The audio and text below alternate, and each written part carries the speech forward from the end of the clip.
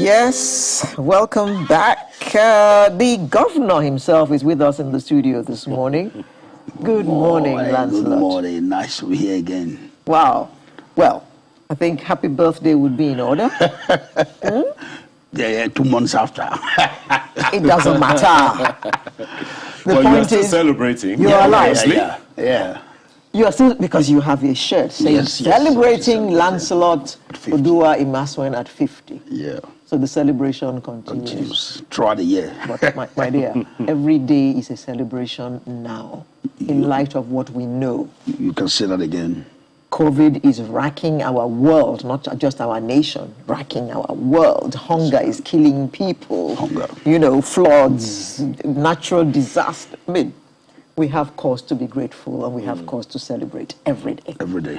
Welcome, right. Lancelot. Thank you so much. It's good to see you nice again. To be here again. Lancelot Imaswen, popularly called the Governor, is a Nigerian film producer, director, and scriptwriter with almost 25 years of experience. Over 25 years now. Well, okay, so over 25 years now. Okay. He's the CEO of Lancelot Imaswen Media Network. He's a public speaker and a founding member of the Directors Guild of Nigeria. Yeah.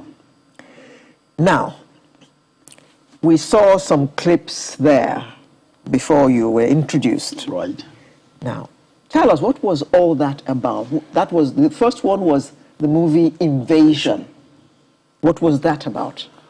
Well, some years back, that was made about 9 years ago. I stumbled on some stuff on the internet that an art piece from Benin was going to open at the British auction house, and the asking price was £4 million. I was blown away. And I took my bag. Benin artifact. Yeah, they was going being sold by somebody else for £4 million. Just that's the starting price. Yeah, starting price at the British auction house, and that a lot of move to stop and push for reparation. Yes. And for that, as an artist, forget reparation, return it. As an artist and a motion picture practitioner, I needed to lend my voice to that. So I came up with unapologetically presenting the stories, event and series of events that actually led to the looting of the Benin artifact in 1897. And that's what brought that work, Invasion 1897. And for the first time, someone was bold enough to say no. The British has always referred to it as the punitive expedition.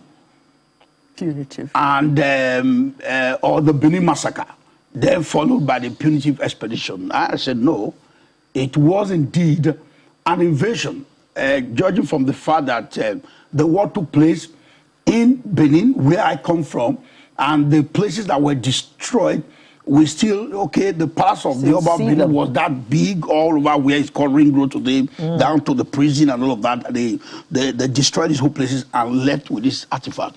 And I needed to make this statement, and to the glory of God, it became one of the boldest statements as far as the call for. I was particularly using this word, economic reparation, because, like I said, they took the arts, but they couldn't take the crafts.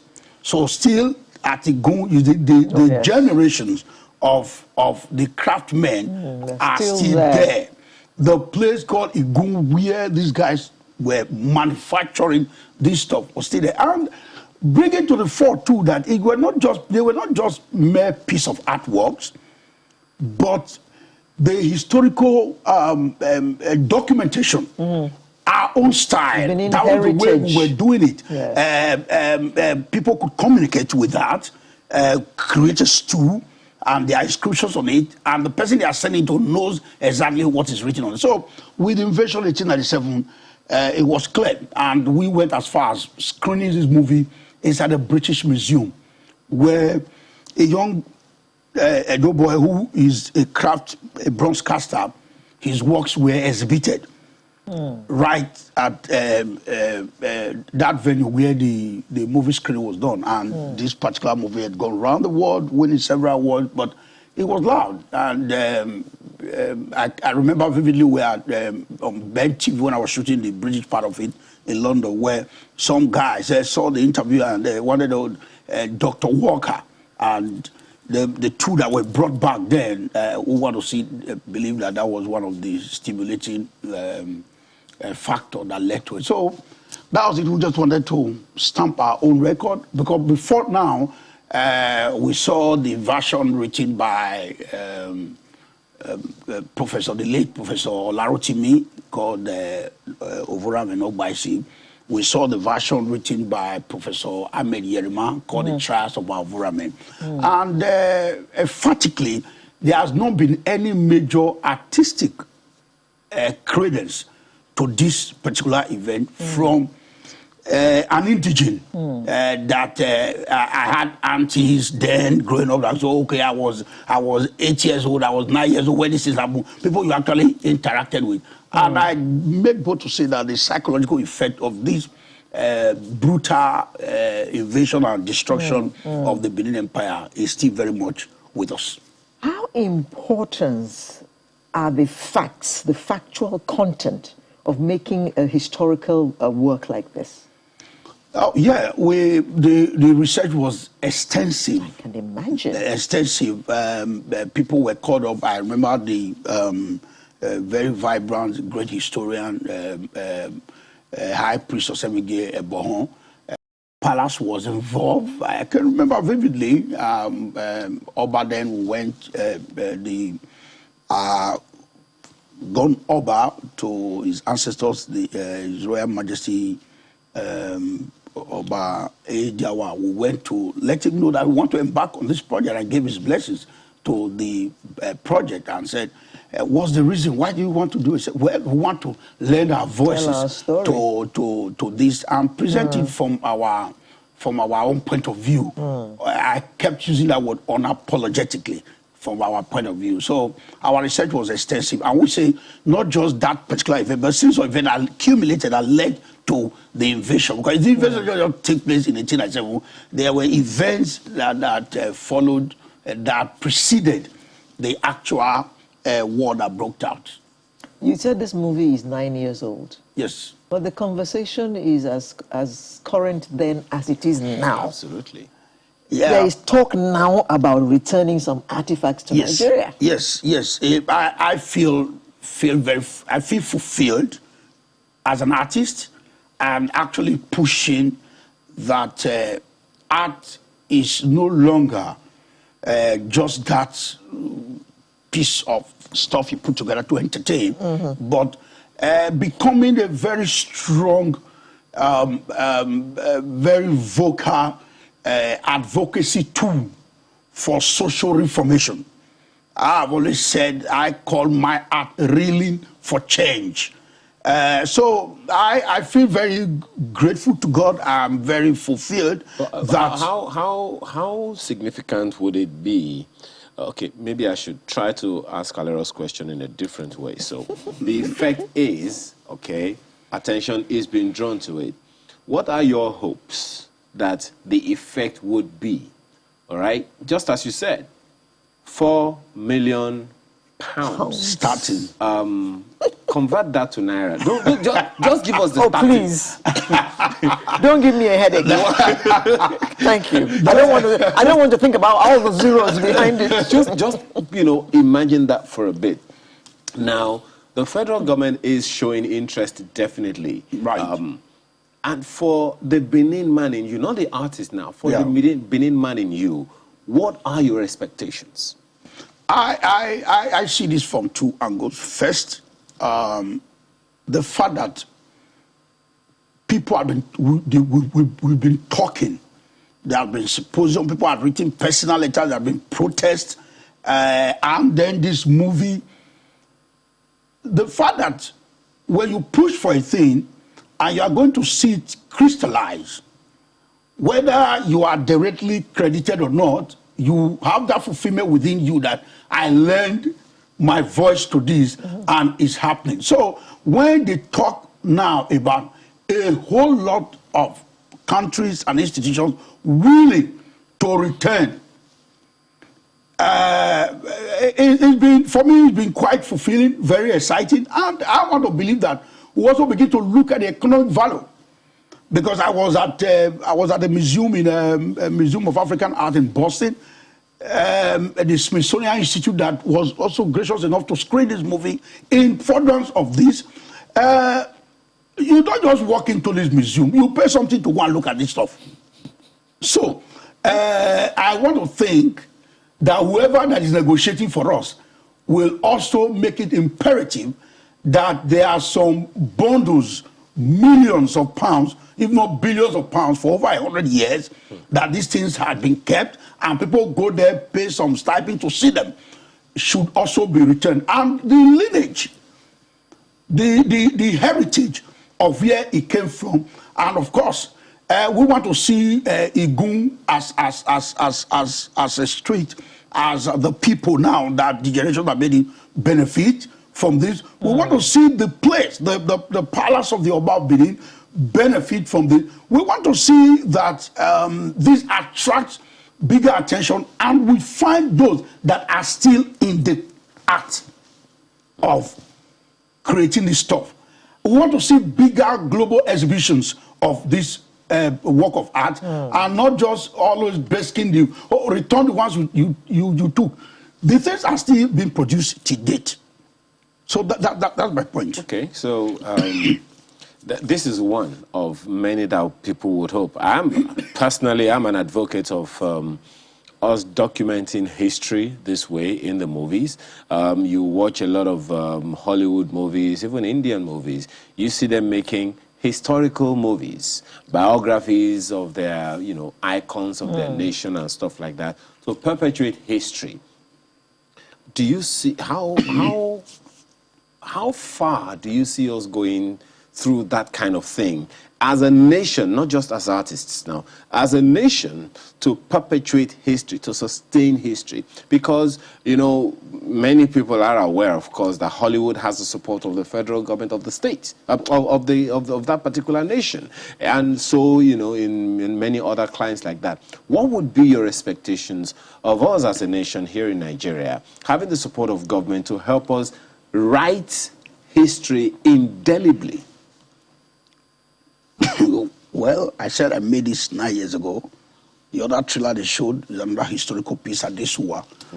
I'm a strong believer that a lot of our past can be captured using the instrumentality of motion pictures. But sadly, it's not been so encouraged because they are very expensive to make, unlike contemporary movies today. And there's fiction. A lot about Nigeria that posterity will not forgive us as artists, as filmmakers, if we do not, as a matter of fact, capture this stuff for generations yet unborn. There are great individuals. The metamorphosis of us as a nation, we have actually not been able to capture,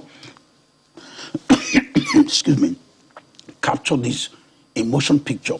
So it should be encouraged. States must provide funds for some major happenings that took place in their formations, capture them using the instrumentality of motion pictures. So you can never really overemphasize that. Are you going to look at the 1960s? You take us through how that will be done, because it really is important. But let's take a short break to address that.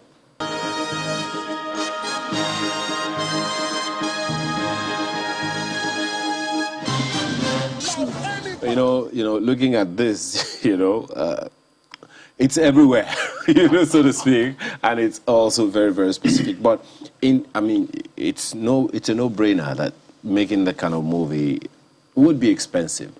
The research alone, I can just imagine, and then come to the cinematography and everything of it. Right.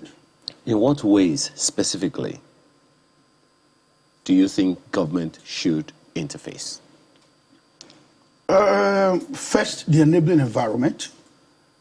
Two, enabling environment is very vague. Yeah, and I see critically that the Nigerian government has not been able to elevate the business of art to the level it should be.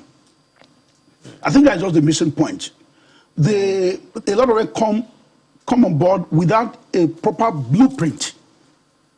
Are you going to talk about issue of job creations? In our days, over 500 persons were employed directly. Invasion had that huge number of people brought in. So 500? Critically, they are not looking at it from that angle. So basically, it's okay, fine. If they are not funding, they should be able to attract and guarantee some of these productions to hold. Like what this movie we saw in Kogi State through Mercy Johnson. It was a historical piece by playing on a great woman from that place. So I don't know how to say this. The things that they are not interacting with us the way it's supposed to be. What you see is maybe some handouts and whatever. They see artists, they are excited, give them some few minutes. These things need to be institutional. A quick one on that. Anyone would say, hey, come on, you guys are movie makers. You make money. It's a business for you. Why should government intervene? What would you be telling them? Oh, well, you asked that question. We have made the ones we made, like Invasion 1897, that is a discussion right now, such project, whether we like it or not. The government of that area where this, because the power of the advocacy that this film had, you can't underplay, you can't undermine that. We are talking particularly issues that goes beyond, oh, this is just a film. We're talking about historical documentation. We're talking about even the storage of some of these facts for generations yet unborn. So it goes beyond coming to do some guy a favor. No, there are some of this stuff that government need to deliberately, I'm using the word deliberately, see to its production for the sake of posterity. Yeah, but government could just sit back and say, well, without us, they're doing okay. Well, yeah, we're doing okay. That's specifically some of this project calls for such collaboration. So we are not entirely saying, okay, government, come on, give us everything. But some particular projects like this need some kind of government encouragement. But I'm sure doing okay is not enough for you. No. Exactly. Just a quick one on this, Lancelot, before we go. The taking care of the health of the artist, of the art maker, of the movie maker, is also something. But you guys get so busy that, it would seem like, having time to take care of your health is, such an issue. I'm not making any reference to late Rachel Oniga, but I'm just saying that perhaps there is a specific way that artists should take care of themselves or their health, given the peculiarity of what they do, so that they can be able to make great movies and history for us. Sadly, let me pay tribute to the late Rachel Oniga, who we worked together extensively. May her soul rest in peace. Amen. I'll be very honest with you. Forget about the glitz and the glamour and all of that. Everybody just come up social media to put up some level of facade. Yeah, that is not to say people are not making money right now. You see,